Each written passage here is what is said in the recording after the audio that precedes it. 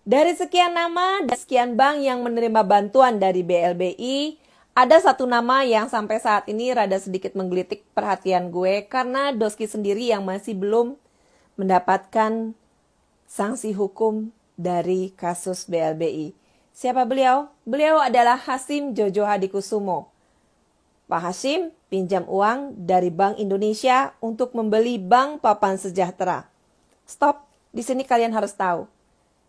Dalam perbankan kita ada peraturannya tidak boleh meminjam uang kepada bank untuk membeli bank yang lain.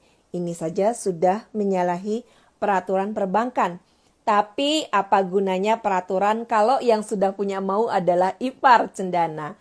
Yang pinjam uang Hasyim Jojo Hadikusumo, ipar cendana. Yang menjadi penjamin adalah Titi Soeharto, anak cendana yang saat itu adalah istri dari Bapak Prabowo.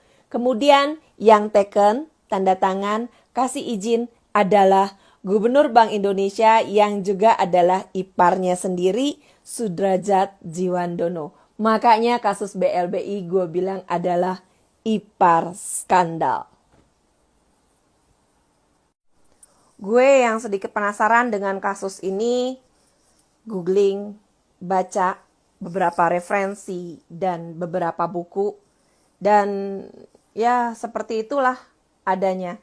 Bergulir, dan benang merahnya rakyat Indonesia dibebankan hutang untuk menjadikan kekayaan anak, ipar, mantu, cucu cendana. Bento, cendana. Kenapa gue bilang kayak gitu? Pinjam uang dari IMF, kemudian ipar dan ipar ada yang kasih izin, ada yang kasih jaminan, ada yang dapat pinjaman. Kemudian dari pinjaman tersebut beliau beli PT Tirta Mas. Dari PT Tirta Mas beli saham Semen Cibinong. Setelah beli saham Semen Cibinong, kuasai saham Semen Cibinong, saat itu masih kasus moneter. Ada juga proyek anak-anak cendana yang saat itu proyeknya membangun jalan tol Merak. Berganti investor berkali-kali dan jalan tersebut tidak jadi-jadi. Dan setiap dalam proyek tentu saja pembangunan memakai semen. Semennya memakai semen Cibinong. Duitnya boleh pinjam dari investor luar negeri. Bikin jalan duit dari investor luar negeri, utangnya bebannya ke masyarakat Indonesia.